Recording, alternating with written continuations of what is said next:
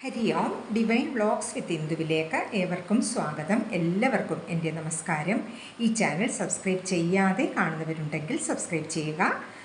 May 13 ബുധനാഴ്ച കൃഷ്ണപക്ഷ ഏകാദശി തിഥിയിലാണ് അപരാ ഏകാദശിയും ഒപ്പം തന്നെ ഭദ്രകാളി ജയന്തിയും വരുന്നത്. ഇന്നേ ദിവസം വൈഷ്ണവർക്കും ശാക്തേയർക്കും ഒരേപോലെ പ്രാധാന്യമുള്ള പുണ്യ ദിവസമാണ്. ഏകാദശി വ്രതം അനുഷ്ഠിക്കുന്നവർ മുറ പോലെ തന്നെ ഏകാദശി വ്രതം അനുഷ്ഠിക്കാം. മെയ് 12 ഉച്ചയ്ക്ക് 2:52 ഏകാദശി തുടങ്ങുന്നത്. അവസാനിക്കുന്നത് മെയ് 13 ഉച്ചയ്ക്ക് 1:30 വൈശാഖമാസം തീരാറായി. ഈ പുണ്യമാസത്തിൽ വരുന്ന ഏകാദശി നോറ്റാൽ പരിധിയില്ലാത്ത ഐശ്വര്യങ്ങളും ഒപ്പം തന്നെ കീർത്തിയും ലഭിക്കും എന്നാണ് പറയുന്നത്. ഈ ദിവസം ഭഗവാനെ വാമന രൂപത്തിൽ പൂജിക്കാറുണ്ട്. വിധിപ്രകാരം വ്രതമനുഷ്ഠിച്ച് മഹാവിഷ്ണു ഭജനം നടത്തിയാൽ ബ്രഹ്മഹത്യാദി പാപങ്ങളിൽ നിന്ന് പോലും മോചനം ലഭിക്കും.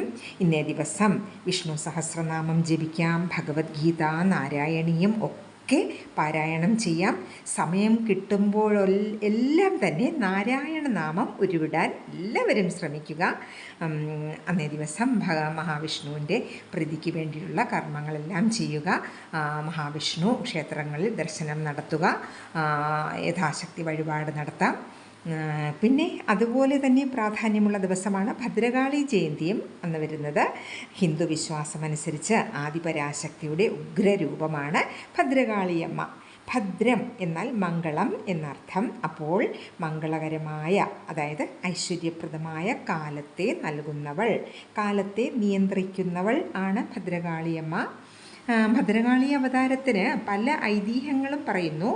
ശിവൻ്റെ 3-ാം തൃക്കണ്ണിൽ നിന്നും ഉത്ഭവിച്ച് ദാരികൻ എന്ന അസുരനെ വധിച്ച് പ്രപഞ്ചത്തിന് മംഗളം വരുത്തിയ ഉഗ്രരൂപിണിയാണ് ഭദ്രകാളിയമ്മ എന്ന് പറയാറുണ്ട്.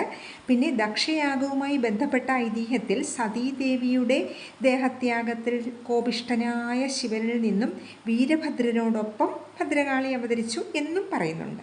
ഐതിഹ്യങ്ങൾ എന്തുതന്നെയായാലും നമ്മൾ നിഷ്കളങ്കമായി ഭജിക്കുന്നവർക്ക് സകല ഐശ്വര്യങ്ങളും നൽകുന്നവളാണ് ഭദ്രകാളിയമ്മ. ഷഡ്വൈരികൾ എല്ലാം മനസ്സിൽ നിന്നും പാടേ അകറ്റി ഭദ്രകാളി അമ്മയെ ഉപാസിച്ചാൽ പരിപൂർണ സംരക്ഷണം അമ്മ നൽകും.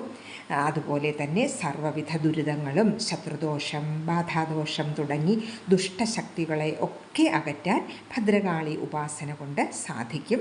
ശുദ്ധ മനസ്സോടെ ശുദ്ധ സങ്കല്പത്തോടെ അമ്മയെ പ്രാർത്ഥിക്കണം എന്നത് വളരെ വളരെ പ്രാധാന്യമുള്ളതാണ്. ഈ ഭദ്രകാളി ജയന്തി ദിവസം നമുക്ക് ക്ഷേത്ര ദർശനം നടത്താൻ സാധിക്കുന്നവർക്ക് ക്ഷേത്ര ദർശനം നടത്തി വഴിപാടുകൾ നടത്തുക. പിന്നെ വീട്ടിലിരുന്ന് ഭദ്രകാളി അഷ്ടോത്തരം, ഭദ്രകാളി സഹസ്രനാമം, ഭദ്രകാളി 10 ഒക്കെ നമുക്ക് ജപിക്കാം. അതുകൊണ്ട് എല്ലാവരും അന്നേ ദിവസം വ്രതമനുഷ്ഠിച്ച് ഭദ്രകാളി അമ്മയുടെ അനുഗ്രഹത്തിനും പ്രാർത്ഥിക്കുക. എല്ലാവർക്കും എല്ലാവിധ ഐശ്വര്യങ്ങളും ഉണ്ടാകട്ടെ എന്ന് ആത്മാർത്ഥമായി തന്നെ പ്രാർത്ഥിക്കുന്നു. ഹരി ഓം.